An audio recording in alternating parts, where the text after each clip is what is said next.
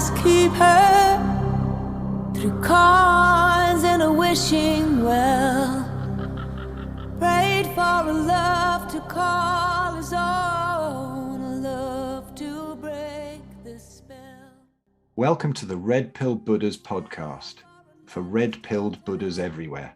Revolutionary, free-thinking spiritual people who've woken up from the mainstream narrative on various levels, and I interview some of the most fascinating ones here. Please also visit thehumanunleashed.com for hundreds of hours of our video content on all areas of health, lifestyle, and much more, and the redpillrevolution.com for our 5-star reviewed book and subsequent publications in the Red Pill series as they come out. Well, hi everybody, and welcome back to the latest Red Pill Buddhas podcast. And I'm excited about this one because I've got tons of questions for this fascinating gentleman who I've got on here, Dr. Gareth Thomas. Now, a little while ago, our mutual friend, Dr. Jeremy Ayres, told me that he had this magical sort of wizard of a dentist and so many interesting things he does. So he said, I have to get him on the show. So here he is. And just to set people up, I'm going to read this little bio that Gareth sent me. So Dr. Gareth Thomas has been assisting people to understand the effects that drugs have on the human subtle energies and their relationship to consciousness for over 20 years, helping people regain a sense of self, daily awareness, and purpose. He's a subtle energy medicine specialist and tutor, Bach flower remedy practitioner, and stress therapist. He's also studied traditional Thai massage, acupressure, and has a foundational understanding in transpersonal psychotherapy. He runs his own subtle energy medicine school and subtle energy medicine healing practice known as Energy Medicine International. And the links to this and the next one will be down below in the show notes. And offers stress therapy through another organization called Mind Ease. Is it Mind Ease or Mind Easy? Mind Ease. Oh, Mind Easy sounds quite nice, doesn't it? Yeah, it could be. So he chairs the Federation of Subtle Energy Medicine, an umbrella for schools and practitioners. He's been a practitioner of meditation and inner work for the last 25 years. He's also a practicing dentist of over 30 years experience. He's presently running short workshops and one-to-one sessions, helping people to recover from the unwanted effects of drug use on the human subtle energies. So, Gareth, that's some fascinating stuff to get into. Welcome. Well, thank you for having me, Phil. You're so welcome. Now, what I just wanted to start off with to get an idea is what happened in your early life? What got you into this sort of interest in kind of areas? I mean, I've always had an interest in health, yeah. And when I say health, it's a very broad term. I think health is, a complete subject on its own we could talk about, but I've always had an interest in health and always had an interest in mind, thought, probably from teenage years. But my direction went into dentistry initially, and I got into the idea of going to train as a surgeon after I qualified in dentistry in head and neck surgery. That's the area I wanted to go into. And so I worked a couple of years in some units that did head and neck cancer. And I got quite quickly disillusioned because I think that what happened to me was that I saw that conventional medicine is so based around physical fixing. So if something is disease, you cut it out. If something is symptomatic, you try and suppress the symptom. So rather than going back to study medicine, which is what I'd have to have done to go down that route of a surgical career in head and neck surgery, I took a year out. I thought, I've got to go. I've always wanted to go and travel. And Australia was an area I really found quite fascinating. I thought, I've always wanted to go there. Let's go there. I went there, And within that period of time, shall I say that I probably got into the idea of experimenting with drug use. And actually that was a period of life which I actually got quite heavily into addiction, if I'm totally honest. And it was interesting because what happened was that this idea of being so focused on the physical quickly changed into starting to think, well, there's a lot more to a person than just a physical body, like a lump of meat. You know, we've got emotions, we've got thoughts, and we've got a spiritual nature to us. And I mean, I remember not only in Australia, but when I traveled through Thailand, I met a very interesting guy, actually. He taught me traditional Thai massage and acupressure. And he was like a Buddhist monk. And I remember I went for a run with him one day. And I thought I was quite fit because I grew up in Wales. I played rugby, I played football, I trained a lot. And while I was running, he just said, just stop for a moment. And he checked a few areas of meridians. And he said to me, he said, if you don't do something to change your direction, you're going to have really serious problems in your life. And I said, well, what do you mean? He says, well, for one, your heart meridian is not functioning well, which suggests you've got a lot of issues centered around the heart. Now, to me, that didn't really mean much at that point in time, but it did strike me because he took me and he said, look, let me teach you some basic meditation techniques. And it was quite interesting because he took me down to the waterside and started some very simple breathwork techniques. And the idea of listening to the ocean, moving in and out. And he just said to me, look, your mind is like that. It's constantly moving in and out. And it was a moment of realization, a very brief moment of realization. And from that day, I just continued to meditate every day because I just found it so expansive.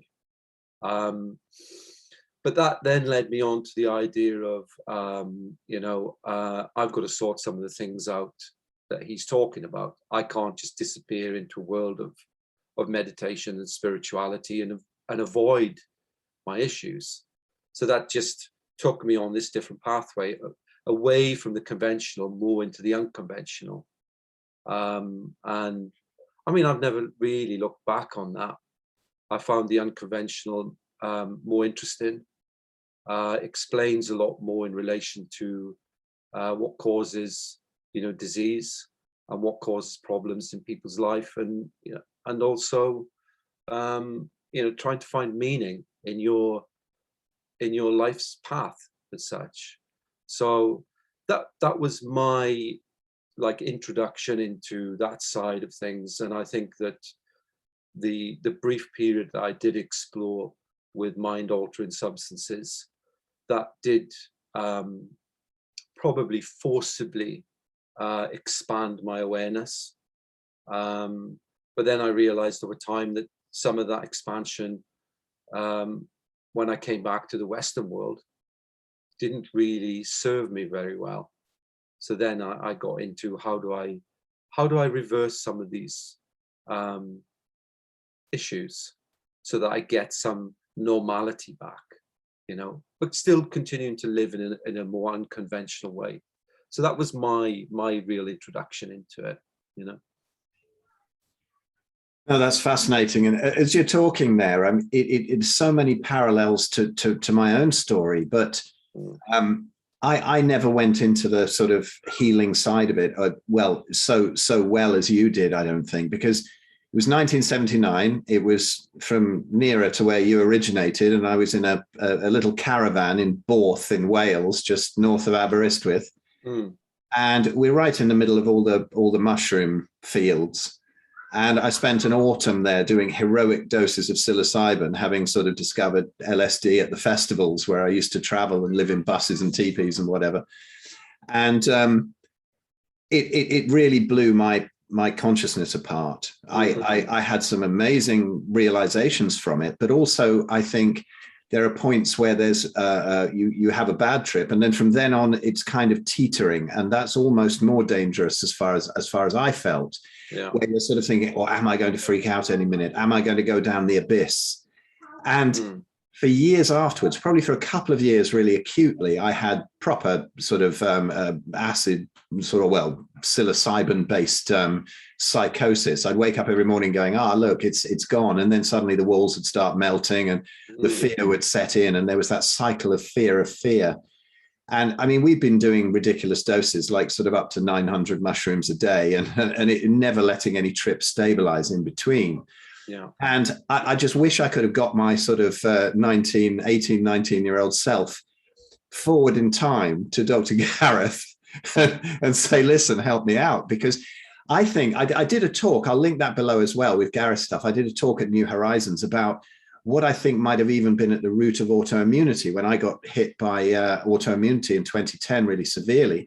And a lot of it was almost a resistance to awakenings, a fear of expanding the consciousness and allowing it to go there naturally. A lot of it stabilized when I had to heal myself from that, and I ended up having good animal fats, and that does tend to calm down the freakouts. You know, as a friend of mine, Chris B, who I did the last episode with, says, you know, among the gurus, he wonders if a lot of it is enlightenment or if it's just malnutrition, and that kind of amused me. But you know, I'm doing a bit of waffling here, and I won't do so much later on. But I just had waffle away. It's fine. I had so many ideas when I looked at all your stuff, and wanted to ask you so much, but I can't. I've sort of fallen into a big bunch of questions right now. Because that talk I did in New Horizons was about the resistance to awakening, and then something happened to me in 2006 where I had that awakening that I wanted, and since then none of that drug stuff has ever been a problem. But before that, trying to stabilize it, even when it was stabilized on land, I would go up in an airplane and the whole flashbacks would come back, even like 25, 30 years later, and I couldn't even fly in an airplane. And I think I lost a lot of time. I was looking at the things that you have on your website about the sort of symptoms of the issues that have happened to people, and the things that you might feel, sort of disassociation, drifting around, you know, stress and fear and all these sort of things holding you back. And so there's a huge mess of questions in there, really. But you know, what are you seeing among people, and how are you managing to bring them back from these states of disrepair that happen? Although great benefits from hallucinogenics that we see, there are also a lot of casualties out there. Yeah, I think I'd explain it in a way that, you know, we as beings or humans live in a sea of energy. So consciousness is a sea of energy. And it's there on many different vibrational levels of thought, emotion, and experience. And when you take a mind-altering substance, that has an effect of opening you to planes of experience that are otherwise not open to you. And it almost is like forcing doorways open. So you force a doorway open, you get these flashes of inspiration or awareness. And when the drug wears off, you don't have a real basis for how you got there. There's no real foundational understanding. Now, that's from a more psychological viewpoint. So there's no basic foundational understanding how you go through a process to experience some wisdom. So for give an example, you talk about a disease, you get ill. That's a sign of your body saying you need to change some things here. And okay, if you make those changes emotionally, mentally, behaviorally, and you get well, you get some wisdom and insight from that. There's a process to it. But the thing when people take, especially mind-altering drugs like the, you know, mushrooms, LSD, that sort of thing, it expands your awareness very rapidly. So when that drug starts to wear off, those conscious doorways are slightly still open. So if you look at it from a subtle, non-physical energy basis, which is the area I've worked in for the last, well, over 20 years. So there are certain energy centers that relate to wisdom, and they are particularly, you know, at the top part of the body here and the top crown, and they relate to wisdom. So when you blow those open and you come back down energetically, they still have an imprint of memory. So you get this sense of, you get an insight. You can't really understand how you got it, and you can't really integrate it into daily life. Now, I'm not saying that experiences like that don't shift people's direction. They do. But my idea is that, is there a way of reaching those insights naturally? Yeah. And, you know, okay, people meditate a lot. People do spiritual practices a lot. That's not the only way people can reach an awareness or an awakening in their life. And then you have to question is, what is an awakening? And I mean, you probably get so many different opinions on it. For me, an awakening is a realization that there's a purpose to my existence here, and my purpose is not something that another person has control over. It's a purpose that is probably driven by a more intelligent part of myself that is probably of the higher part of the mind rather than the personality. So I think that my focus is that, you know, there are lots of people who've experimented, and that they do that for a number of reasons. I think they can be, you know, people use as a coping mechanism. They can have pretty horrible lives. They might have suffered, you know, trauma, and they self-medicate to deal with that. It might be that they look at the world and say, you know, I don't really feel part of this world. It's quite a cruel world we live in, and they want to not live in that world, so they put their mind somewhere else, you know. So there's lots of different reasons why people do it, and there's lots of ways people awaken, and it's whether you take that awakening and shift it into a positive place. Because I know there's lots of people who do have awakenings through taking mind-altering substances, and they remain in a place that's illusional. And I know that because I've experienced it myself, you know, and that's one of the reasons why some of the simple techniques I use have helped me regain, you know, control over my consciousness in a way. So I'm not spaced out.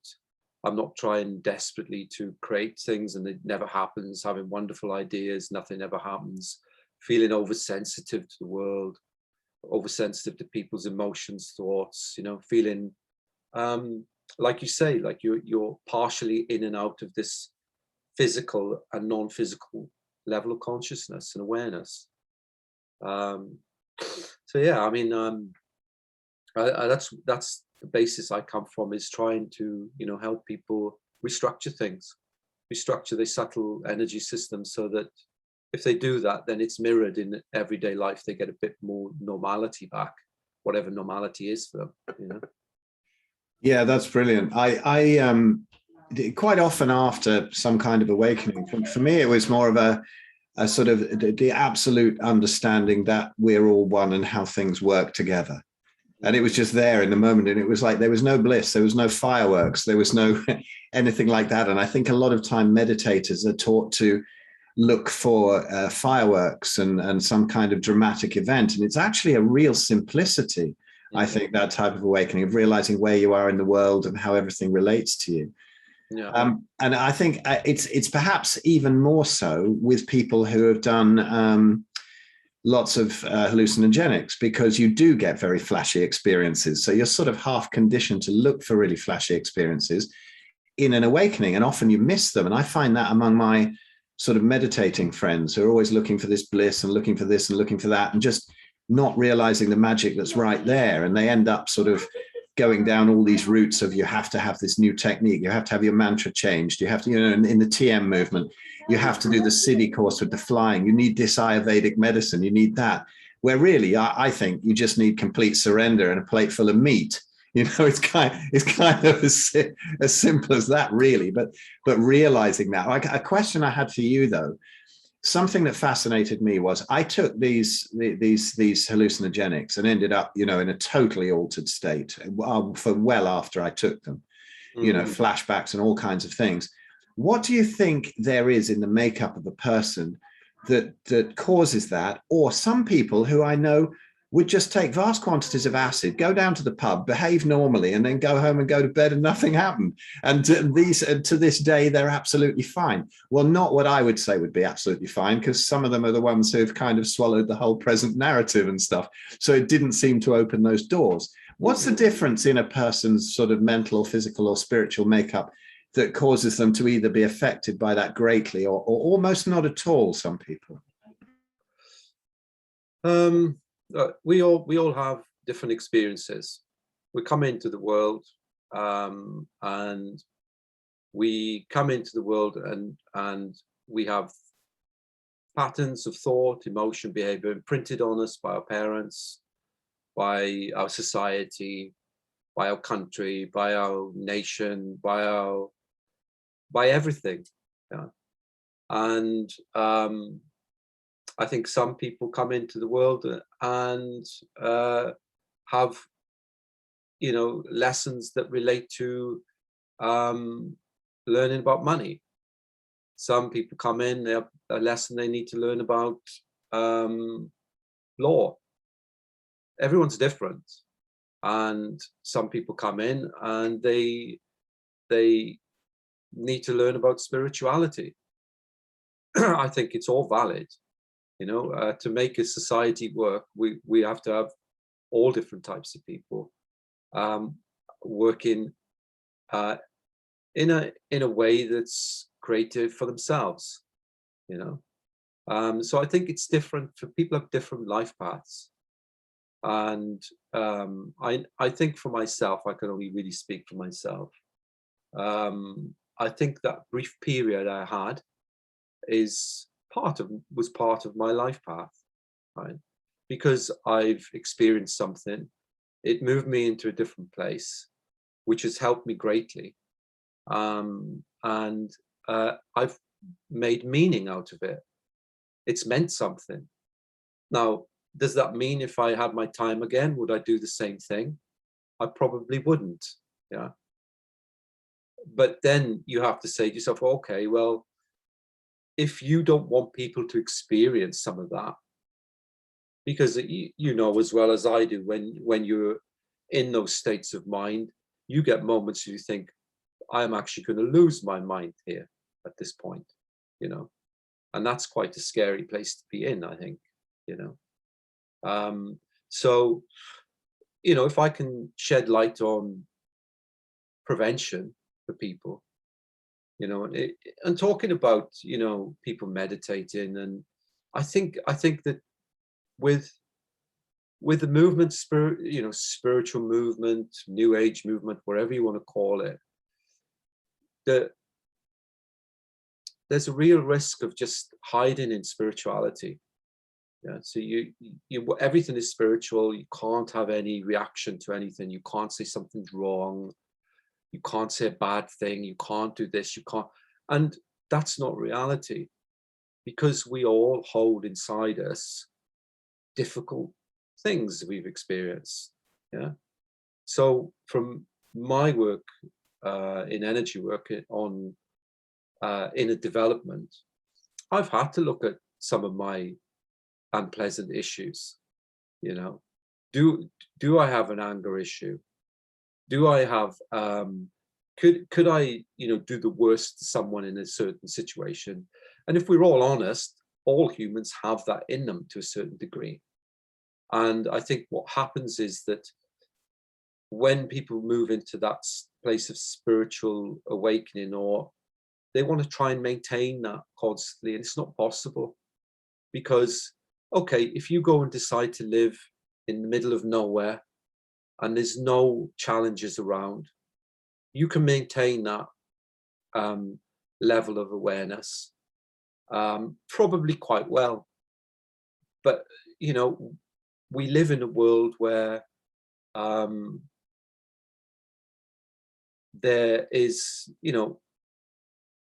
ourselves, we live in the Western world.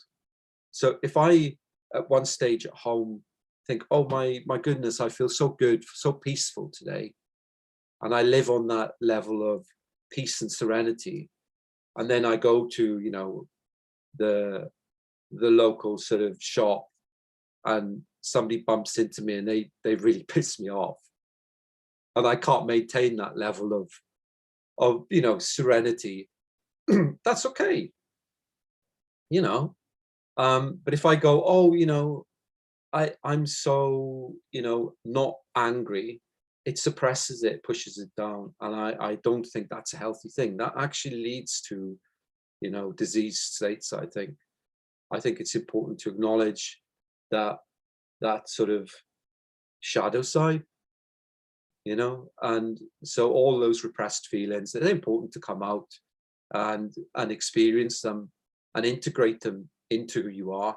It doesn't mean you go off and live them and be really a horrible person to someone, but acknowledge if something makes you annoyed, that's okay. And if something makes you angry, rather than hitting someone, you can express it. You go, oh, that makes me angry, and this is the reason why. And having that freedom to speak how you feel, because being able to speak how you feel is really important. That's for me is centered in reality, in reality, being present. How do I feel about this? How do I express it? And is it appropriate to express this now, or is it appropriate to just feel it, let it come and go? But I think the idea of sort of hiding in a sort of a semi-enlightened state, and I say this through experience, because I did for a period go for some transpersonal psychotherapy, and there's a number of people in that field who call it spiritual bypass. Yeah. So people, they're not wanting to deal with the difficult issues, and I can understand why, because some things people have experienced are really difficult. They're really difficult and they're hard to process. But I think the more people could talk about that, it normalizes it, and then people, open up more about it. And I think people actually could get, you talk about awakening experiences, they get awakening experiences when they actually allow things to come out, release, let go of, be healed in a way, because healing is a natural thing. Nature is there, and it heals itself constantly, and we're in that. We are nature. It's another thing, we need to stop separating ourselves from nature.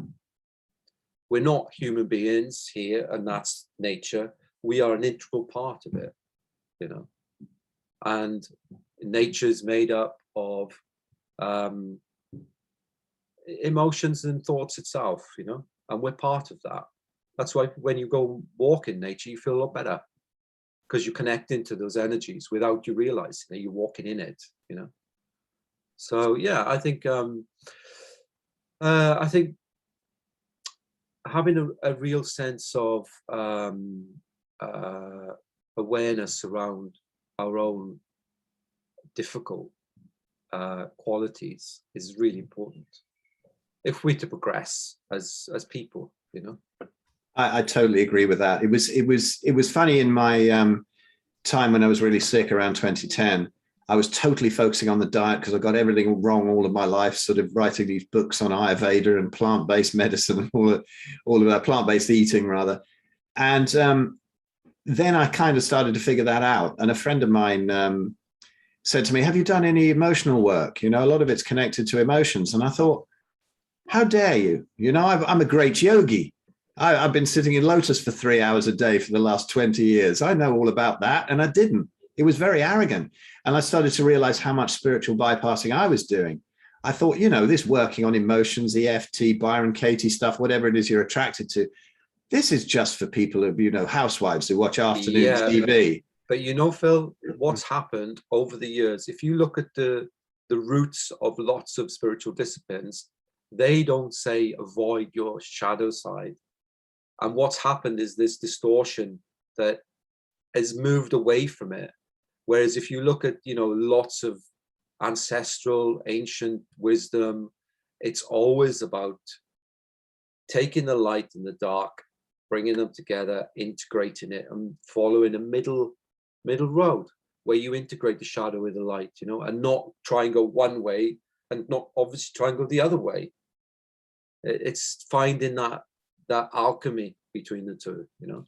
Totally. And that's what I had to find. It was huge in my healing, just as much as sort of figuring out that, you know, grains and seed oils had ripped my guts to bits. It was finding out this amazing work that you can do where you find out what's going wrong in the body, how it relates to different types of emotions and stuff. It was an amazing time of growth for me, of learning about myself and stabilizing what had happened. And I don't want to seem egocentric, right? But is there anything more interesting in finding things out about yourself?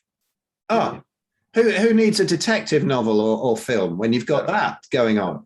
It's fantastic. You know, this is why, you know, in this carnivore Facebook group I've got, it's Carnivore and Beyond, because everybody just focuses on the meat and all of that and what we're supposed to be. It's so simple. But then to go into the emotions and where everybody really is different and has a different healing path, that's where the fascinating stuff really comes in, where the detective work comes in. It's very easy to explain to somebody how they might have damaged themselves with, you know, pollutants, EMFs, light and food and whatever. But then when you see that, I mean, and then you get into the emotions, and then you have to, I see a lot of spiritual people doing this bypassing thing. I mean, for decade after decade, and they become very snowflakey. They can't deal with anything. They can't, you know, if somebody gets a gun out on a TV program or something, they have to run away and go, oh, that's so unsattvic. That's so evil, you know, and they just become not even strong enough to live in this world properly. I think there's a lovely quote from Jeff Foster, one of the sort of non-dual teachers, and I'll probably butcher it, but he says basically, just accept everything. But if you really can't accept something, accept that as well. And I think that's been pretty useful for me, because especially in the times of being really sick, where you're in terrible pain and whatever, you have to have some way of having that kind of at a distance, if you like, not so much at a distance, because you're involved in it. You don't want to disassociate, but having a calm place to look at that from, and acceptance, and say, what is this illness bringing me? You know, what can I learn from it, instead of resisting it all the time? And this came up with the awakening that I had in 2006, where I had from then on the ability to be extremely angry, extremely frightened, extremely anything. But then it's just like a wave, like you say, you know, there's the ocean, it's going in and out, and that happens all the time. And it's just, right, okay, I'm angry now. I might even punch a door. What the hell? It doesn't matter. And then 5 minutes later, you've let it go. And you become sort of, to me, I think the important thing is not to look for all this bliss and these huge experiences when people are sort of meditating and doing it naturally, but to look for what I like to think of as the canvas upon which the experiences are painted. You know, your absolute essential nature through it. And then from then on, you can see that things are not quite so important as they seem. Would you agree with that? Yeah, I mean, I one of the points you talked about, which resonates with me strongly, is you know, and I'll probably start here, and then hopefully I'll remember the last part of what you were talking about. But you know, learning from disease, and if I think about my own disease processes, right, that have come and gone, ailments that I've had, I always remember, I might think, oh, I need to change something in my life. You go, I'll do tomorrow. And then the thought gets stronger. Like, oh, it's 6 months, a year down the line. You go, oh, I'm, still avoidance of change, right? And then it starts to hit more emotionally. Things that affect you around your behavior, and you start to limit yourself. And you think, oh, maybe I should, experience something different to what I consider I'm doing, and step outside of my comfort zone slightly, right? So that part of you, whether you call it, a wiser part of you, a higher self part of you, or whatever, is saying, look, you need to change. Life can't be the same all the way through. It can't be just one line of the same thing, because there's no point to that. That's not evolving in any way. So, if you think that what you can guarantee, one of the guarantees in life that you can rely on is that change will happen. You can't guarantee things stay the same. It's always change. And I think what happens is people get these insights of they need to change and they don't, and things go down the road, and then the last manifestation is physical. So they get, or it can affect them mentally or emotionally, but you get this physical manifestation of disease because they're not in tune with that higher part of themselves that's saying, look, you need to shift your direction in life to evolve, and they get unwell. And I think that people find different ways out. Either they look for a reason of how to heal themselves, and it adds to their evolution, or they don't, and people do perish from disease still, And I mean, I always think that one of the great studies in conventional medicine would be people who have, chronic or really serious illness, who get treated with conventional medicine, who get well, who come out of it. It would be good to talk to those people and say, look, yeah, we've seen you've taken conventional medicine and you've got well. Did you make any changes in the way you thought, how you felt, what direction you've taken in life? Did you change your job? Did you change a relationship? What changes did you make on an unconventional level, And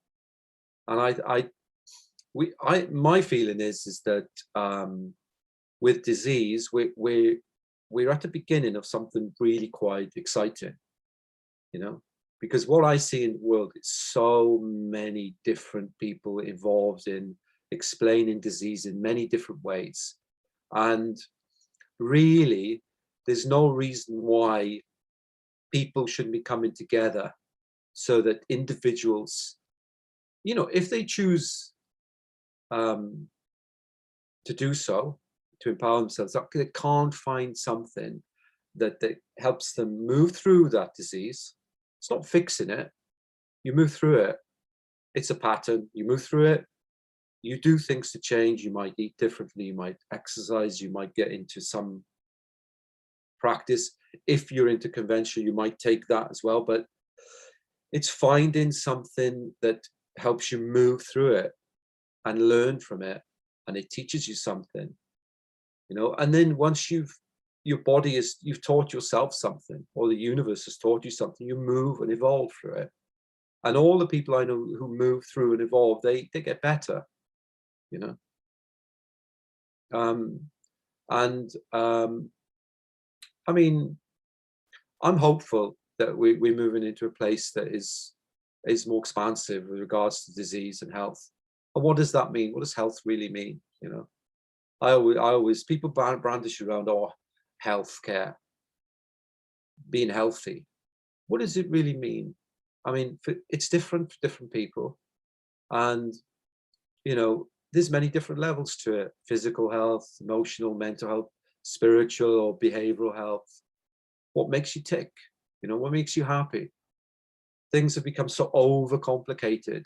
You know, we overcomplicated, distorted, and to find some sort of strand of truth for yourself is quite difficult. You know, I think in the world is so confusing. But I'm hopeful. I think that we're moving into a new era of healthcare. I do, which is, you know, give 100 years will be pretty amazing. You know, I agree. People are losing faith a lot in the you know, the Rockefeller disease management business model, and coming to these other things, and it's just sort of letting these things distill down into what actually works and what doesn't. And I think, you know, the sort of ancestral model is quite useful, really, to say, you know, what did we do all those years ago when we were healthy and happy? You look at the tribes who are, you know, eating the right thing. They're out in the sun. They understand nature. They're whatever. You look at them, they're just smiling and laughing all the time. You see sort of documentaries on them, and they're just very, very happy people. And I think they catch these things earlier. Like I've often said, you know, if they have a sort of disturbing dream, they might go to the shaman and discuss it. But imagine doing that with your doctor, you know, and saying, "Did you just go away and come back when your leg's fallen off or something? Because I can't deal with that." Yeah. And what I say to people if they come to clients who come to me, because I remember the point of going in for diagnosis, if you like, you know, with some rheumatologist, and they said, well, you know, your joints are really inflamed, they're going to damage themselves, it's just going to progress, but we might halt it a bit, you'll have to take these pills for the rest of your life, and this is not curable. I mean, you come out of there feeling absolutely hideous. I knew I'd find a way out, I just didn't know what it was then. And I knew, I was sort of thinking, right, fuck you, you know, I don't want to come back and see you again. I did a few more times. But instead of that, when people come to me, it's like, this is exciting. You know, you're in pain at the moment, but you're going to go on a journey here on all levels, and you're going to come out the other side, not only with your pain fixed, more than likely, but you're going to learn so much about yourself and about the world and how it works, and the human body to pass down to your kids and stuff. It's going to be wonderful. I can't wait to see your healing. And there's a totally different attitude then, just to give somebody that feeling. And what you say is absolutely right. Just a change in perspective, a change in thinking. How many times have we heard of people who get diagnosed with terminal cancer, buy a motorhome and go off traveling and saying, well, if I'm going to die, I'm going to enjoy myself. And then they go off, you know, and years later, they're absolutely fine because you know, they've completely rearranged everything. I've got a really good example of that. And I mean, you mentioned in the bio that I'm a Bach flower practitioner. Now, Edward Bach was a really interesting guy. He was a medical doctor. He worked in Harley Street. And there was a point in his career, he just thought, this just doesn't seem right. We're treating signs and symptoms with people, and we're not focusing on the causation, how people think, how people feel. And he started getting interested in the homeopathic side of things, you know, small vibration of a particular substance, or but he took it a little bit further, and he started probably looking into the more consciousness level of what plants, and this sort of ties in a little bit with how plants affect the mind, right? Because nature is consciousness. Plants have an energy or consciousness. And he started thinking, well, if they have that, surely nature has an answer to every thought, emotion, has a cure for it, you know? So if we feel hopeless, is there a flower that can change that around? And he was, and I don't know whether it's true, but I wonder whether he was, you know, I'm in an hour in about something. He got an interest in something, and he got really into it. He's struggling with that idea of, you know, oh, I'm a medical doctor, I'm conventional, but I've got these unconventional thoughts, right? And he's like, oh, what do I do, right? But then he gets diagnosed with cancer, and he's given, I think it's 6 to 12 months to live, right? So he just decides, okay, that's it. I'm leaving my practice in London. I'm going to He actually went to Wales, a place called Crickhowell, where his grandparents lived initially. And he worked in some other places. Mount Vernon was another place. But he went and he actually took what he thought was his suitcase, which he packed with his clothes, right? When he got there and opened the suitcase, he brought a suitcase which was just full of shoes, right? And he was like, oh my God, I've brought the wrong suitcase. But he brought the absolute right suitcase, because he spent all his time walking around in nature, looking at the plants, and he must have gone through most or probably all of those negative conditions within relation to his disease, right? So what he did, he used his disease as a mirror of maybe what the plant felt resonant with what he was feeling. And he lived, you know, another 15 years.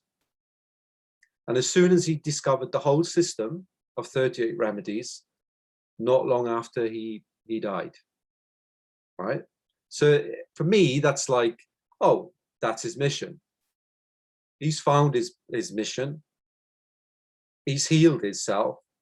And once it's done, it's like, oh, well, there's not much point me being around anymore. I've done what I needed to do. And his idea was, if every family could have a box of flower remedies, they would prevent disease. Yeah. And I think that's a mindset that still exists in conventional healthcare, but it's become so difficult to be that within that system. So people who go into that have a healing nature, you know, and it's not evolving, you know, and that's a problem, you know. That's a problem for just people in general, you know, an evolving system. So I always liken it to, you know, I think there's a place for all types of healthcare. So if I think I said to you recently, if I broke my leg, I'd be down A&E, getting it fixed, getting it set, maybe getting some painkillers for it, right? For that period. But what I would do after is look at what caused that. What series of events were around me at the time that caused that? And do I need to learn from it so that I can prevent that happening again, or do I need to move in a certain different direction? So it's a different mindset. It's looking at what happens to you as a signal to make change in your life, you know. And I think disease is a big one. That's a big thing. And if people could start to, you know, talk more about disease, talk more about death, talk more about all those things that are not talked about, you know, normalize talking about them, and things would change quite rapidly. Yeah, I think. Yeah, I think a lot of the problems come now from a fear of death, a fear not only of death, but of the death of anything else, not understanding the cycle of life, and trying to distance oneself from it. You know, the whole sort of vegan movement, it seems to be a terror of death on all levels, and all fears are rooted in death, really. But yeah, like you say, we have a path in life. I love the Donald Shimoda thing, wasn't it, from Illusions, Richard Bach, where he goes something like, well, you know, how do you tell if your path is fulfilled and you've fulfilled your destiny? Well, you know, if you're still here, you haven't. Yeah, and so, you know, it's as simple as that, really. I mean, one thing I wanted to ask you about, what do you think? When people take these trips and have these huge experiences on hallucinogenics, this is something I've always puzzled about, and I'm sort of open to it actually being a combination of everything. But do you think we're slipping into other realms? Do you think we're getting a peek into other dimensions? Do you think this is just our subconscious or memories, or sort of illustrated with cartoons? What's happening there? Like, for example, one day, I think I've mentioned this before in other interviews, but I was traveling in Switzerland, probably in the mid-'80s, hitching around, and I'd met this girl, as you do when you're traveling around, and we camped out on this hill just outside Seelisberg in Switzerland. And it was a little kind of ring of trees, almost like a stone circle, but trees on the top of this hill. And there was an electric storm, but a dry one. There was no rain. There was just an electric storm. And it was a weird feeling, you know, the whole atmosphere was weird, like there was almost a crack between the worlds. And we started to see these branches moving that were low down to the ground. And then we could see a little figure and it was pulling the branches. And then as we looked more and more, we could see more and more. I don't know what opened up. We haven't taken anything actually this time. And there was little beings, and some of them sort of human form, some not. Some appeared to have obey the same ground level. Some didn't. Some seemed to see each other, and some didn't. You know, and all at the center of it was this little imp kind of creature pulling this branch. Who was definitely looking at us and going, "Here I am." And it only lasted maybe 20 minutes or whatever. Never anything before or since, apart from, of course, experiences like that you have all the time on hallucinogenics. But what do you think's happening there with the hallucinogenics? Is it opening something between the world, or is it just opening up our dream states? I think it gives you a heightened awareness of another plane of energy, and I think the physical world is quite small compared to the energy worlds.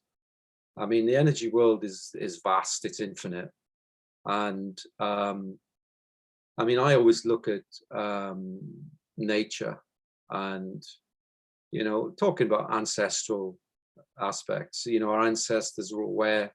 You only have to go to Ireland and talk to people about their idea about nature and the energies behind it. And, you know, I think that energies exist on different planes. And I don't think life is just a physical thing. There are forms of life that exist on energy planes, especially in nature. And whether you call them guardians or elements or energies that look after certain things, I think they exist. I think they do exist. And I think what happens is that people get, you know, they take a substance and it opens their awareness to different planes.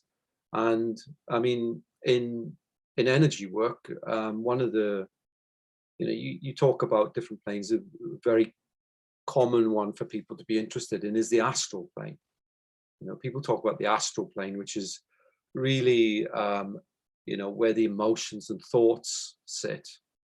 And the thing with the astral plane is that you know, you've got a higher end of it where there's lots of beauty, lots of wonderful energies, and then you've got the lower end, which are not so nice. So I think that, you know, when you talk about a bad experience, I think sometimes people open themselves up to energies that are of a lower nature, you know, and they see that, you know. But also, I mean, I think, you know, you talk about the unconscious, although on a conventional sense, people call the unconscious, you know, a part of the brain, physical brain. I think I agree more with our ancestors that it's an energy. It's a big place. Your own unconscious is an energetic place, and that's you've got your personal unconscious, then you've got the collective, and I think when people open themselves up, they expand sometimes beyond their own unconscious, or they see their unconscious more clearly, and some of the difficulties held in there, because the unconscious doesn't choose what it stores. You know, it doesn't say, "Oh, that's a good experience," or "That's a bad experience." It stores everything. You know, and then that's why, you know, I think when people use substances that open them up to things, they get a glimpse of different planes of energy, you know. And that's why if you look at the shamanic traditions, you had a shaman to guide you, because they knew where somebody would be. You know, if somebody's traveling in an energetic sense in a plane of existence, you know, and the shaman knows where they are, they're more likely to be able to do the right things to guide that person, you know. And I mean, shamanism is it's a big subject. There's a massive resurgence and interest in it. I'm not sure how well people are trained. I mean, from my understanding, a shaman is somebody who is, you know, born into it. There's a tradition, a tribal tradition that runs through, you know, a family or a family member, an ancestor has been shamanic, and it's like it's a lineage, you know. It's a lineage, and then people are born with it rather than, okay, they have to fine tune their ability, they have to learn the craft, but they are it already, you know. So they don't decide, oh, I'm going to become this and learn it left brain. It's one thing learning something left brain and having all the intellectual knowledge around it, but it's another thing actually being it, having the knowledge but actually being a shaman, you know. That's different, I think, you know. And I don't know, I mean, I think some people go away and they have experiences, and some of them are good, some of them aren't. And I think that depends on your guide while you're doing it. And I'm not sure how many good ones are out there. I think because, yeah, I mean, lots of people with stresses on, you know, tribal cultures, if, you know, a load of Westerners come to have experiences and they're paying for it, it's a temptation to, you know, say that you are something and you're not. And I think that does happen. It's like anywhere. I mean, I don't think that any part of culture, whether it's tribal or Western or, you know, Eastern or whatever, it all has good and bad. They're good people, and there are people, I say bad people, but there are people who will decide, rather than, you know, say, hey, I don't know about this is not my thing, I'll find something that is my thing. They'd rather, because of money or circumstances, you know, say that they can help someone, you know, and that does happen, you know, unfortunately. Yeah, definitely. I could really have done with a guide back in the day when I was taking all that stuff on my own every single day. I mean, you mentioned about connecting with bad energies as well. And I mean, my first experience, I remember taking enormous amounts of LSD at Reading Festival, probably 1979, and it was heaven, absolute bliss, the whole thing. And then I thought, right, this is for me, you know, this is marvelous. And so I took another load, and I remember sitting there at a friend's house in Windsor, and I had my drum kit set up there as well. I was kind of half living there, and I was playing just really quietly with beaters, soft beaters around the kit, and it was beautiful. And then the dog came in, this collie dog, and it was a very chilled out dog usually. And I thought, wow, look at the dog. It's just sitting there looking at me. And so I got down, sat in front of the dog, and I was just stroking the dog, becoming the dog. And then something happened outside. I don't know what it was. There was some weird noise. The dog freaked. I've never seen a dog freak like that. And I disappeared down the plug hole with that dog because I was so connected to it. And I felt everything that it felt. And what the hell is that outside? There was something very weird. And the rest of the trip was absolute pure hell. The only pure hell trip I've ever had, really. The others were sort of teetering. And then, you know, just stupid, I got through it and whatever. But then in the morning, I decided, right, I haven't slept all night, so what I better do is take another tab of acid and go to work. So, honestly, I had no limits on it. It's ridiculous abuse of the mind and whatever. And yeah, I went to work and I kind of enjoyed it. And I was driving a forklift truck and enjoying the undulating, swayed nature of the floor, and knocked a massive rack of storage thing over and got sacked. So that was probably the last job I ever had, to be honest.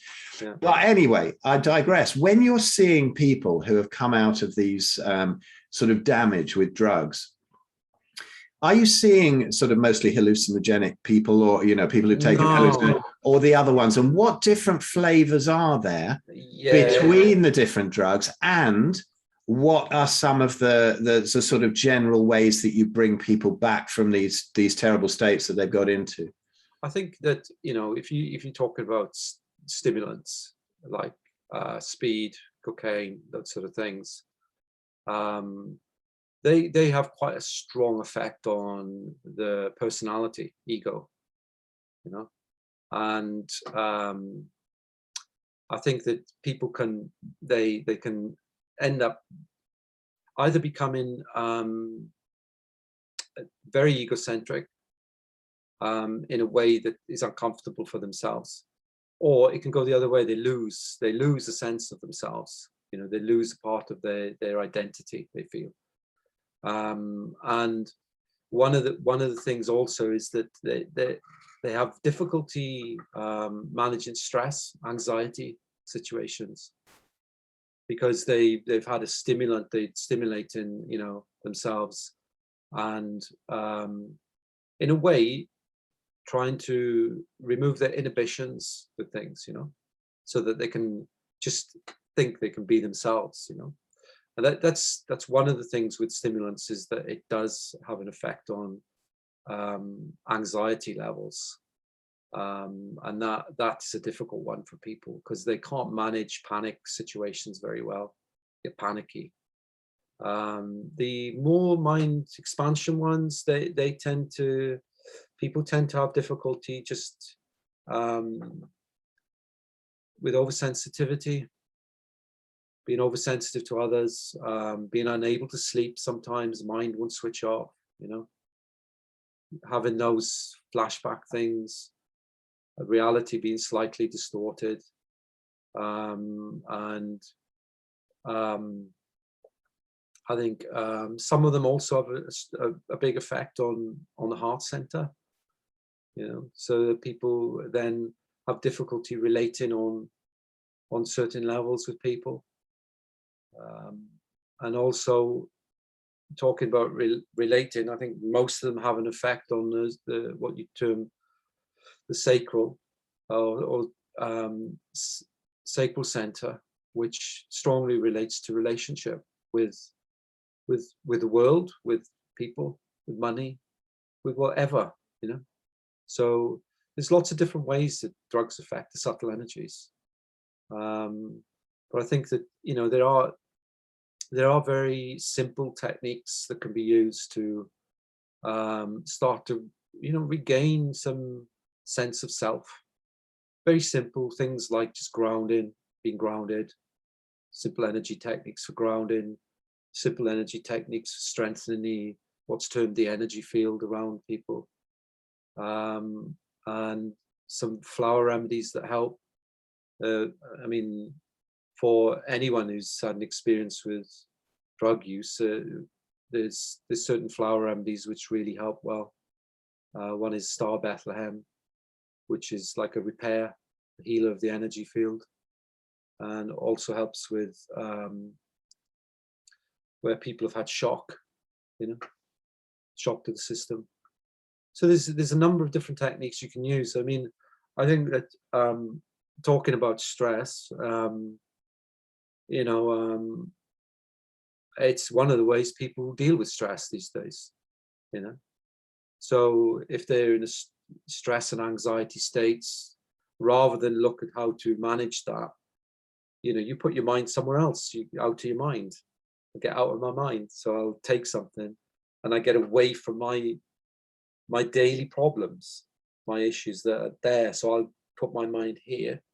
But of course, when you come back, the daily life is still there, but your ability is slightly altered, how you're going to deal with them. So there's this disconnect which people find difficulty with, I think, you know. So there are simple techniques, they're not difficult to learn. Cool. So what are you finding the sort of flavors of what might go wrong when people have been on sort of opioids and sort of heroin and stuff? That's I think opioids are really a difficult place to be with. I think people I think it really affects the unconscious deeply, really deeply, and it breaks down the personality quite quickly. I think there's a there's a sense of numbness, you know, and I think the people who are attracted to that, there is a definite sense of self-medication. You know, there's trauma, real deep trauma that's happened to people, and you know, taking those types of drugs, they anesthetize you to it. You know, that's how you cope with the pain. And I think that's when people have pain sitting in the background most of the time, and they're unable to function because of it. And because I mean, I hopefully it'll change, and it is changing, that people can be more open about, you know, people go through stuff. You know, who in this world doesn't go through some difficult issue? It's the earth is a place of difficult issues, huh? So it's not uncommon. Everyone is going through it. But I think if it was more of an open debate, an open discussion, people would, you know, see that there's another solution to it, you know. But I think when people get onto opioids, they are difficult things to stop, because the effect is so appropriate to their pain. Yeah, it's a difficult thing, you know, because when you really seriously start to get into looking at difficult experiences that you may have had, unless you get a really good therapist or guide through it's you know, it's okay, you know, to feel rage, or it's okay to feel hurt. It's okay to cry. It's okay to, you know, shout your head off and get these feelings out. Yeah, I think that we're too, I mean, and maybe it's a British thing, we're too reserved. Yeah, it's that reservation of like, oh, you know, are you okay? Oh yeah, I'm good. My life is really shit at the moment, but I'm good. Yeah, it's that thing of, rather than saying, no, well, actually, no, I'm not. I don't feel that good at the moment, you know. And I suppose it's, again, acknowledging those difficult feelings. But I think people who do take opioids, that does have quite a profound effect on energies. I'm not saying it's not reversible. It is. You know, people can't do it. But people do it. You know?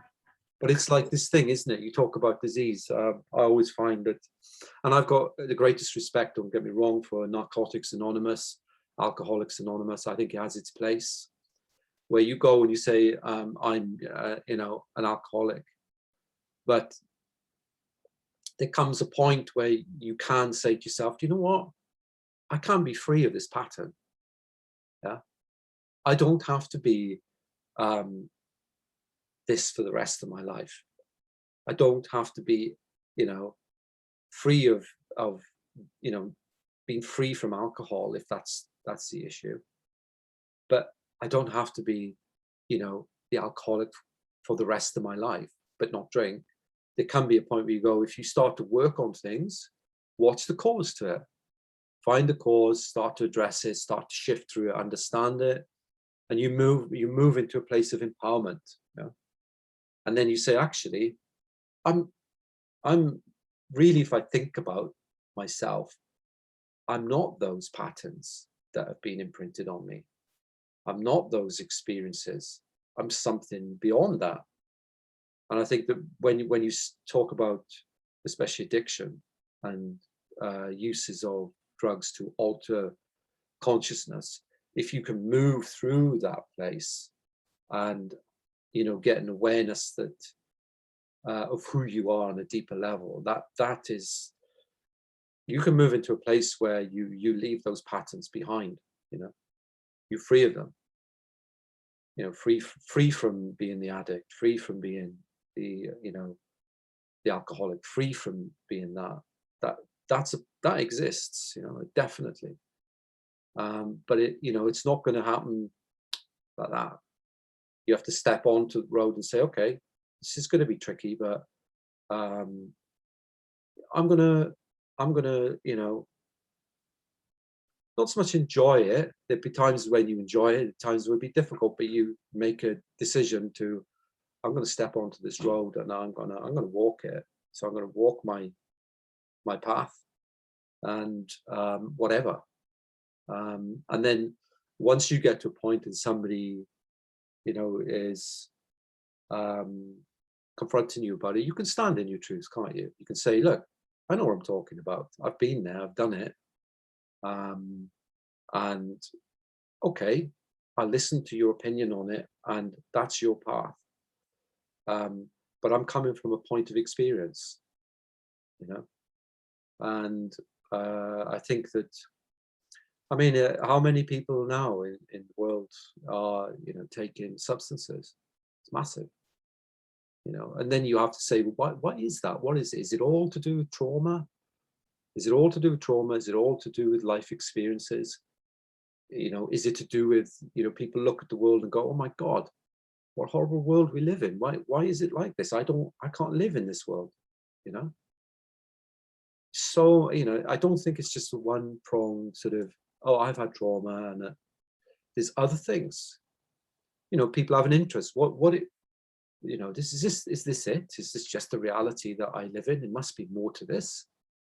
And they have an interest in it, but because they don't have a point of entry that is more structured and gradual and just slow, they try and find ways of expanding it quickly, and just going for it. I think that life is a journey, isn't it?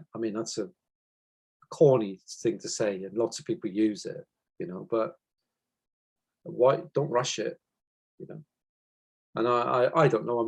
Some people listen to us might not be into the idea that we have multiple lifetimes, that we reincarnate.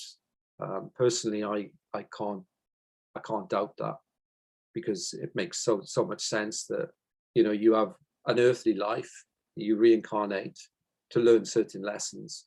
Once you've learned everything for what you can in this sphere, there's no point in coming back here. You've learned it.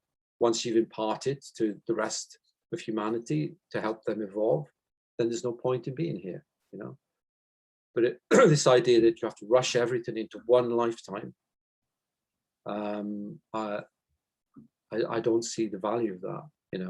I need to buy this, I need to get this, I need to do this, there's this big rush to experience everything. Whereas if it's like, hang on a second, I've been here before, let me take a step back. What am I really here for this time? How much meaning can I create this time around? So that, you feel happier about yourself. Once you've got meaning, why am I here? How can I create a life that makes me feel happy and other people, then you don't really need a lot, we don't, it's just the illusion that we need a lot. Absolutely. And there's a great expression, isn't there, that a man who chases two rabbits catches neither of them. Just it's like that Aesop's fable. Yeah. The dog with the bone. No, it was Aesop's fable. Oh yeah. The dog with the bone, and he looks into a pool, and he sees the dog with the bone. He thinks, oh, I want that bone. Nice. So he opens his mouth again. He uses his bone. Good. Yeah, what you said about the opioids, it's interesting. I when I was back in the day when I was experimenting with all this stuff, I was much more into sort of opening the mind. I was a kind of a happy soul around the time. I didn't really want to cover anything up. But I did try it. I remember living briefly in a sort of squat in King's Cross in London with a bunch of smack addicts and, in the block. And I thought, well, I better try it once. and I did, and I remember throwing up down this dirty toilet, just kneeling in front of it and thinking, I have never felt so good in my whole life. And I thought, that's dodgy, you know. I don't want anything more to do with that, and I never did it again. And the same thing with cocaine and speed. I tried it a bit, and you know, I used to sell opium and cocaine hot knives at Stonehenge Festival, you know, for 50p a hit, and they were quite fun when you sort of balanced it with the opium. But it wasn't really for me. But I what if I can also ask you about cannabis? I mean, what are your views on this? I've had wonderful times with it when I was younger. I still, once in a blue moon, I'll have it now. But in the short time after the sort of damage I did with the acid, it would also bring out real hallucinogenic experiences, whereas it didn't before. It was just kind of chilled. But after that, I seemed to be more sensitive to it. And what do you think about cannabis? Healing or not, or do the benefits outweigh the downsides, or what are you seeing of people who get too much into that? I think it's one of those. See, I see it slightly different to other things. It's like if you get, it's a herb. It's from nature. I think the difficulty is that you know, natural strains are taken and changed, and I think that's an issue because it creates varieties that otherwise wouldn't naturally occur, and I think that's I mean, if I was a shaman, I'm not. If I was a shaman that worked with something like that, I'd find that quite offensive to the sacredness of the plant, you know, that it's been taken and distorted, you know. I totally agree with you on that. I mean, sometimes when you have a little bit and it just completely blows your head off and it's just the wrong buzz, nothing like you remember in your youth, you know, back in the day during the war when ganj was ganj, and it isn't anymore, is it? There's these awful strains, and I don't know. That's mainly why I don't really enjoy it so much anymore. It's something wrong with it. Yeah, I think. I mean, I think that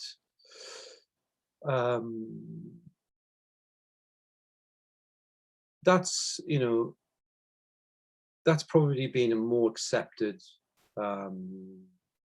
substance because it's been around a long time. I mean, lots of countries have decriminalized it, and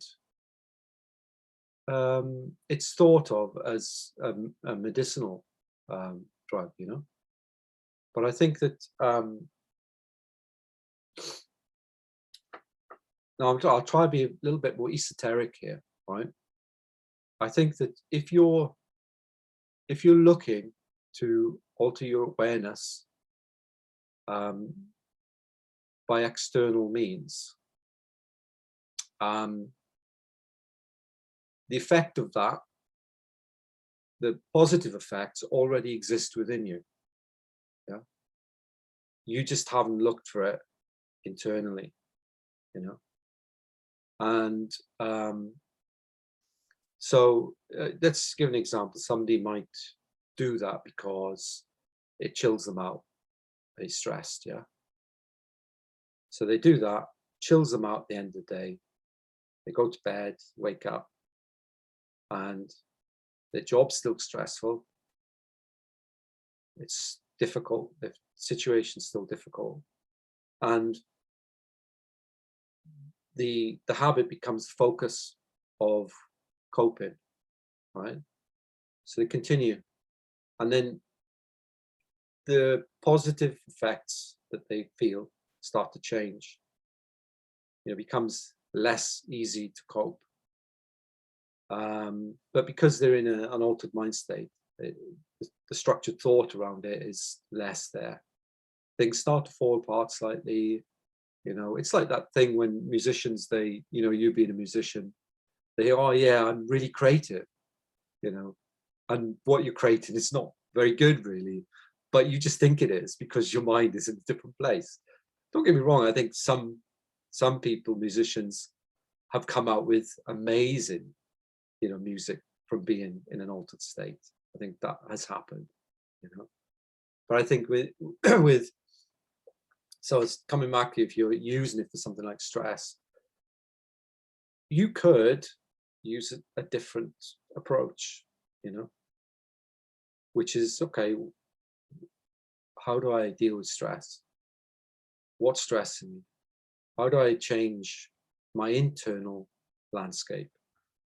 You go get Gareth's relaxation download. I just got it this morning. Very cool. But it's just things like that, it's just because like yourself, I went through a period of trying pretty much everything, right? And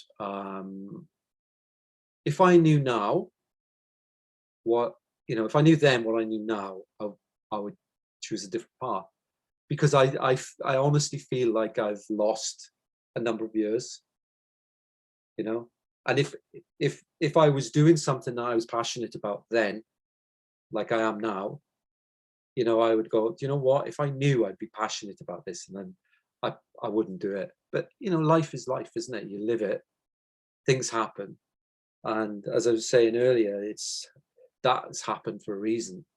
I've managed to turn it around and make meaning of it, in the hope that some of the things that I struggled with initially, I don't struggle with anymore. So if I can impart that for people who are having problems like that, then it turns that negative experience into a positive one.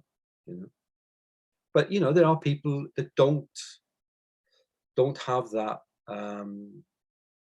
fortune, I suppose.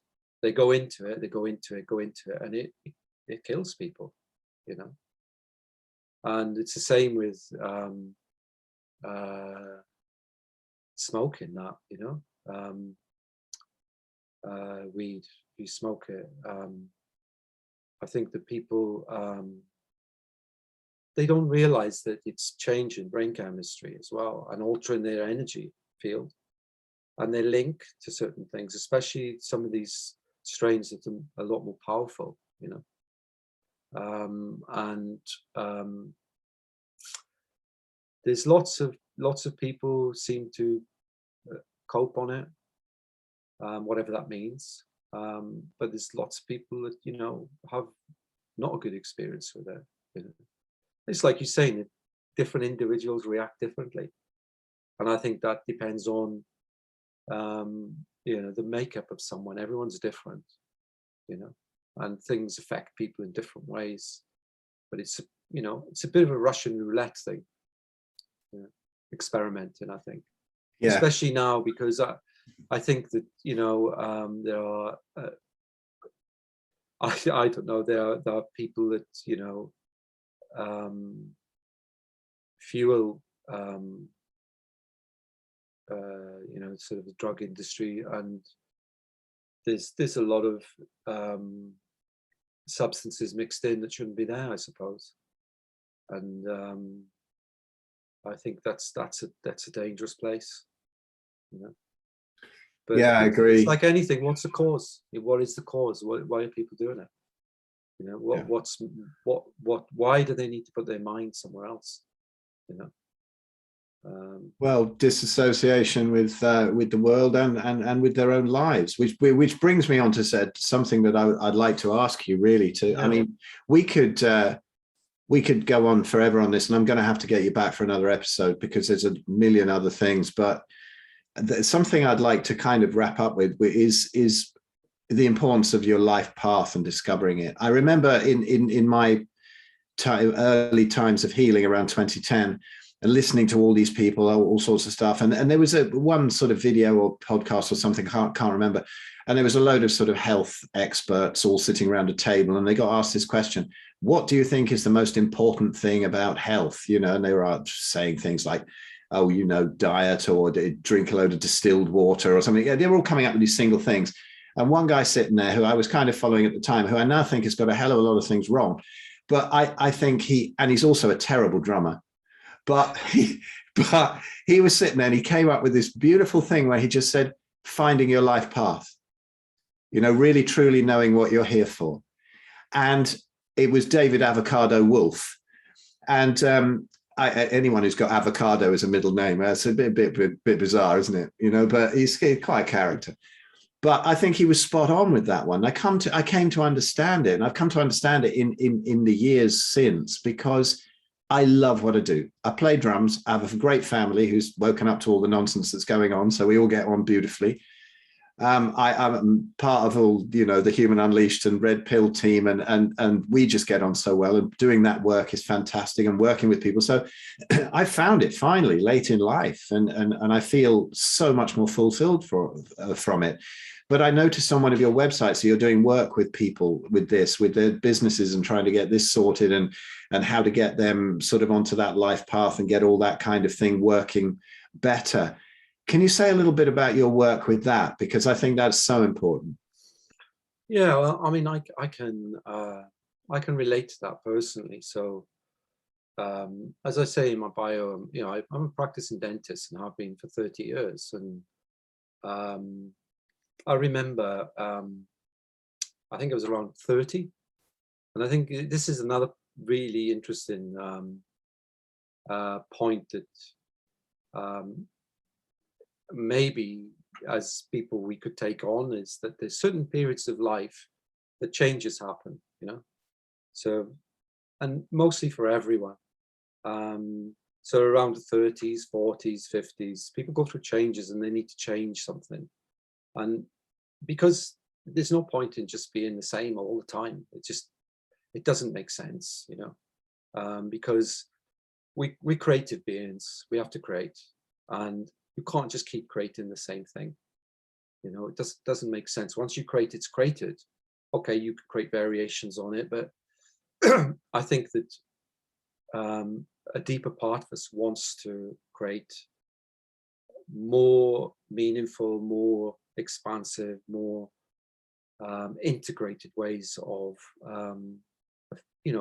shaping our world. We're shaping our world, right?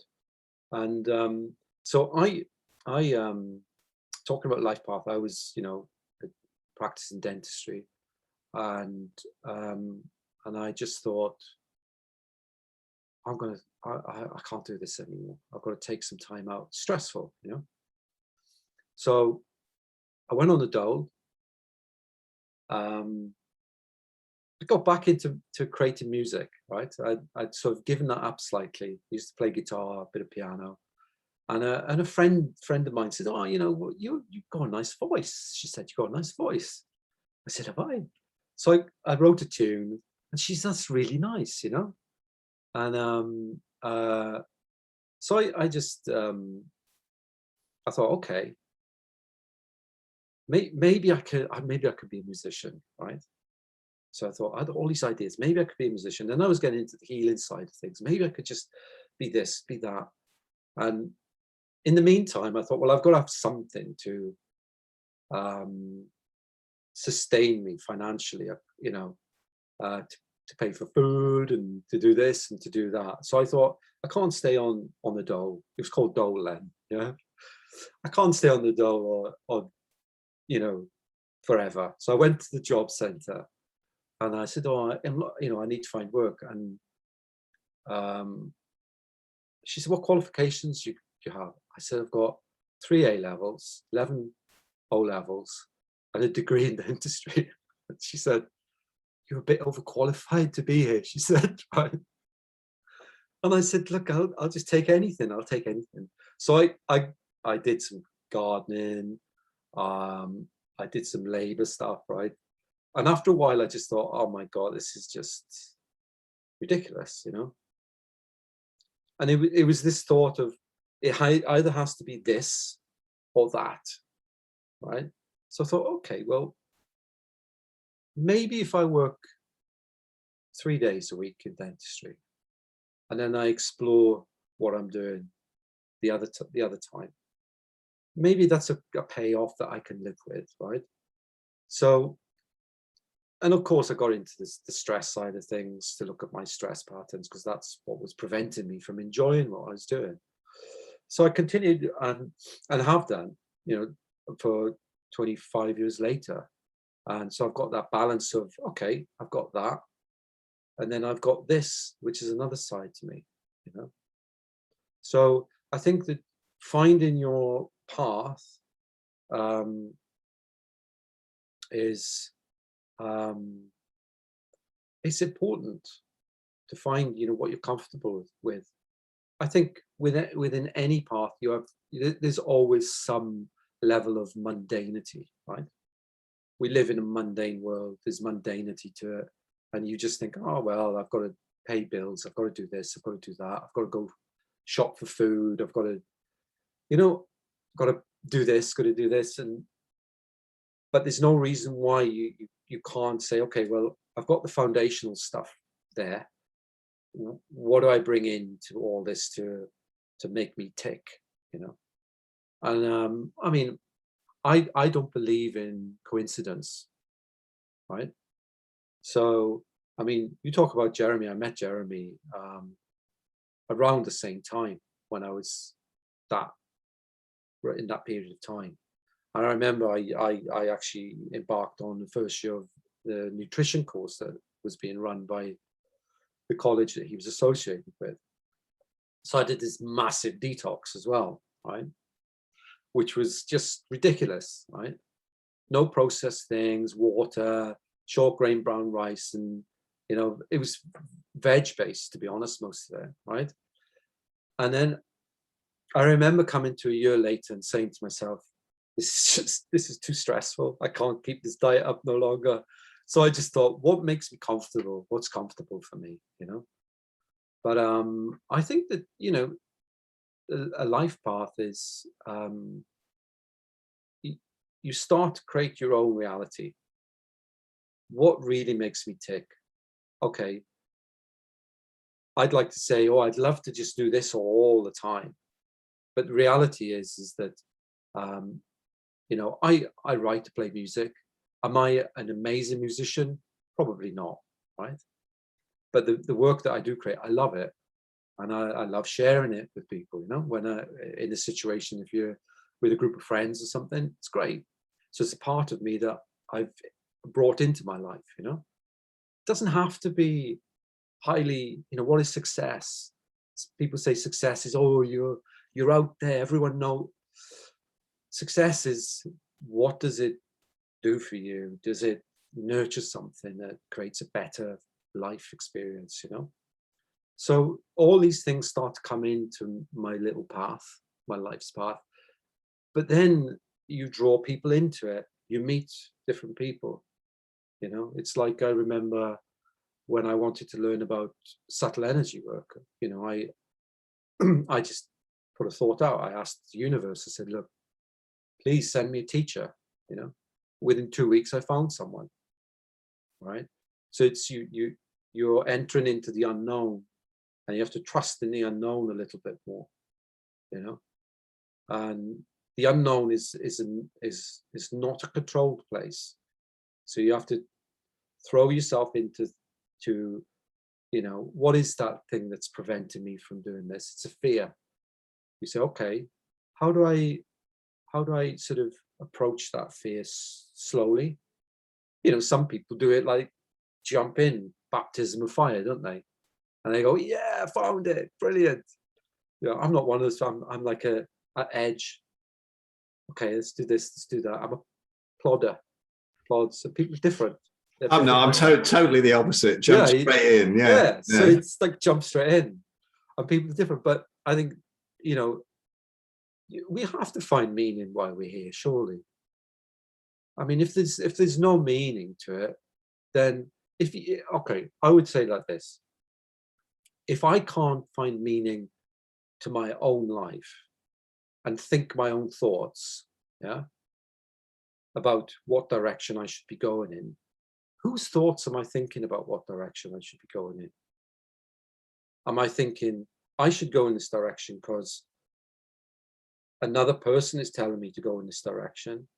Society's driving me in this direction.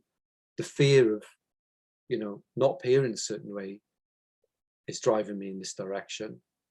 So I think, a life path is important to, acknowledge that you do really deeply have your own thoughts about where your life should go. And I mean, some of those thoughts can be absolute nonsense, can't they? I mean, I've had thoughts and I just think, my God, I used to think like that, And some of them you just go, no, this has got a little bit more energy to it. I need to explore this a bit more, and see where it takes me, and open yourself up to new experience, And I think with regards to professionals, people who are particularly highly trained, what I found is that because they're so specifically trained, they can't think outside of that. They can't go, oh, well, maybe I could be this, because in a way it's an ego come down. Yeah. So if you get trained up, so for example, as a dentist, I'm a dentist. I'm trained up. I'm a god of the teeth, right? To say, well, I'm going to drop that personality and be something more humble. That's a personality shift that can be quite difficult for people, I think, because you get specifically trained in something, you become it very much, and then trying to change your direction. But it can be done. I mean, you can do it. You can do it like you jump in, go, you know what, had enough of that. I'm doing this. Go totally different direction and find it. Or you get this.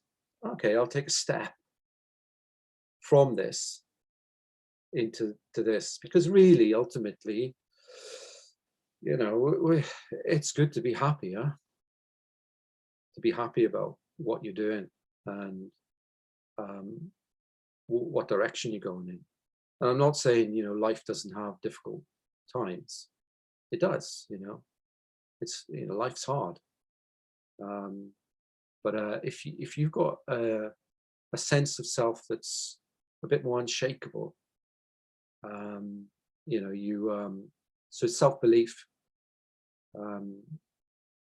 it becomes a bit easier to go through those difficult times, I think. Yeah, and I think you make a really good point there about just being able to do something for fulfillment. We're taught so much now that it's invalid unless you're getting a load of money for it. So people don't go into what they really love because they think, well, I'm not getting any money, but you can run that alongside it. And money has never been a focus for me. It is now. I'm learning my money lessons now. Mm-hmm. But, I remember years ago, it was like early 90s, you mentioned the dole. And I remember going into the dole once and I thought, well, I'll put him off for a bit. It was a bit easier to get the dole without doing too much and applying for too many jobs. So I thought I'll go in there and I'll say, well, I'm a drummer. I want a job in drumming. What have you got? And so I went in there and said, well, we can't do that. So it's a job. It's all I've really earned money at. I haven't earned much, but it's a job. Have you got anything? No. Well, if I came in as a plumber, would you say that's valid? Oh, yes. I say, well, you get enjoyment out of music. I think it's England's greatest export. And I just heard something come on the speakers and I thought, oh, this is interesting. This is really synchronicity here. And she's saying, yeah, but music, and I said, you hear this music playing on the speakers here? That's me on drums. And she said, she suddenly brightened up because there was a friend of ours who used to work in there. And they took this EP in of this band I was in, Acrobats and Siren. They used to play it a lot in the office. She goes, oh, I love this. We get this played a lot. And I said, oh, cool. And she goes, yeah, we've still got no jobs for drummers, though. It was a funny moment. But I mean, just to wind up now, to let everybody know where they can find you, and you've got these two websites, right? And what they're doing and how people can get more details about you. And what come to you for consults, one-on-ones, courses? What are you doing? So I mean, I've got two websites, and one is centered around subtle energy medicine. So the sort of non-physical aspect of ourself, and that's Energy Medicine International. unwanted.com. And the more stress-based stuff, well, for people who are looking to, change direction with regards to how they manage stress and how they cope with it, is they can go find me on mindease.com. Slightly different approach, but I think that people will be drawn to different things. They usually are. And if people are interested, I am in May probably running an online 3-part program with regards, restoring some integrity to subtle energies. And that would be online, but I'll also do one in person in London, probably, in a centre near me, which is near Richmond. Slightly the experience of group work online and group work in person is different. They have the pros and cons, but I think the important thing for me would be is if people are interested in group work, it gets people together that are like-minded, and you share experiences as well as learn some things, and it just normalizes it, and it gets people talking about things that have happened. It's not shoved away, and it's trying to make sense of it, trying to turn it around so that you can make sense of it. And then if people are interested in one-to-one, I work out of a centre in East Twickenham, but I also do online consultations if people want to do that, if they can't make that. Cool, that's brilliant. I know the area well. I grew up around there, Walton-on-Thames, Richmond, Kingston. Yeah, I know it well. So, honestly, Gareth, thank you so much. I really enjoyed that. Phil. I've enjoyed it. It's good. I enjoyed that, and we'll have to get you back again. And thanks a lot. Pleasure. All right. See you soon. Take care. Bye-bye.